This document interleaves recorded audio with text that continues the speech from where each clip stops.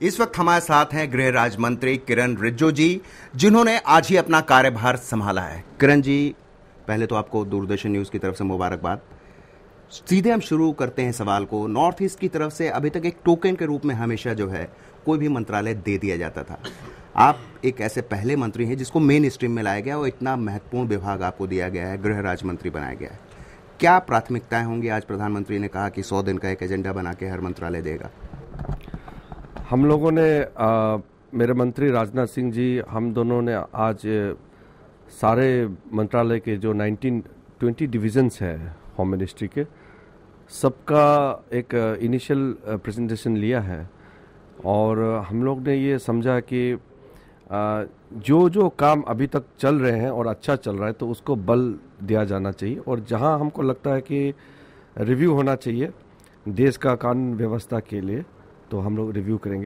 सबसे बड़ी समस्या जो मानी जा रही है मेन स्ट्रीम की, आंतरिक सुरक्षा की बात, इंटरनल सिक्योरिटी जो है, प्रधानमंत्री मोदी ने भी अपना जिक्र किया था कि इंटरनल सिक्योरिटी एक बड़ा थ्रेट है, नक्सल भी एक बड़ा थ्रेट है और टेररिज्म। इसके बारे में क्या रवैया रहेगा सरकार का? इसमें गृह मंत्रालय की तरफ से एक संदेश तो जाना चाहिए कि हम सख्त हैं और देश हित में कोई भी कदम उठाना चाहिए, उसमें कॉम्प्रोमाइज़ नहीं होगा। लेकिन हम ये भी नहीं भूलते कि जो ह्यूमैनिटेरियन टच है वो हमेशा रहेगा। इसलिए दोनों तरफ का पॉलिसी रहेंगे कि जहाँ शक्ति का जरूरत है वहाँ शक्ति से निपटा जाएगा, और जहाँ हमको एक ह्यूमैनिटेरियन ग्राउंड पे दिखना है, सॉफ्ट अप्रोच करना है, जहाँ जरूरी है वहाँ हम अपने ह्यूमन राइट्स का, फंडामेंटल राइट्स का, ये सब का भी हम लोग ध्यान रखेंगे। जयराम जो आपके मंत्री हैं, उन्होंने कहा कि ये बहुत हद तक एक सोशल इशू है, उसकी वजह से ये सारी समस्याएं हैं। जो पहले का जो शुरुआती दौर में नक्सलिज्म का जब दौर हुआ था, उसमें इकोनॉमिक कारणों से ज़मीन लेकर के, जंगल, ये सब लोगों का जो अपने राइट्स को लेकर के मूवमेंट चला, उसके बाद में उन्होंने हथियार पकड़ने शुरू किया।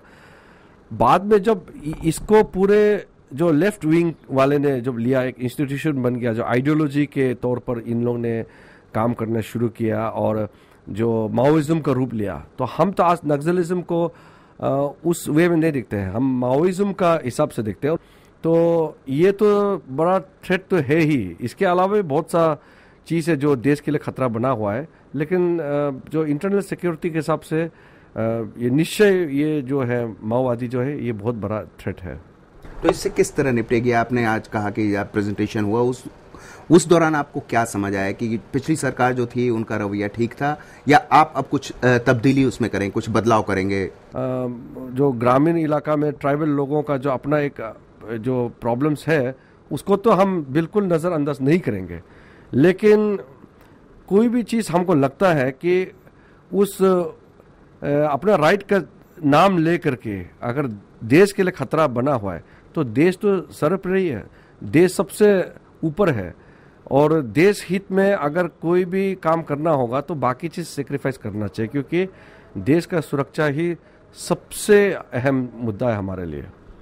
किरण जी, आप नॉर्थ ईस्ट से आते हैं। नॉर्थ ईस्ट में जो है घुसपैठ की, इंसर्जेंसी की समस्या है, वहाँ पर उन सारी समस्याओं को आप किस तरह से देखते हैं एक होम मिनिस्टर के रूप में? उससे किस तरह निपटा जा सकता है, क्या कुछ किया जाएगा?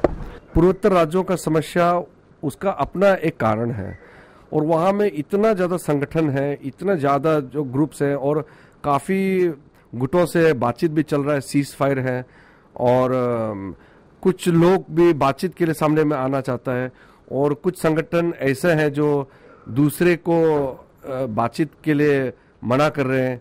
लेकिन अगर हल निकलना है तो मुझे लगता है कि बाकी गुटों से भी हमको बातचीत का दरवाज़ा जो है बंद नहीं होना चाहिए।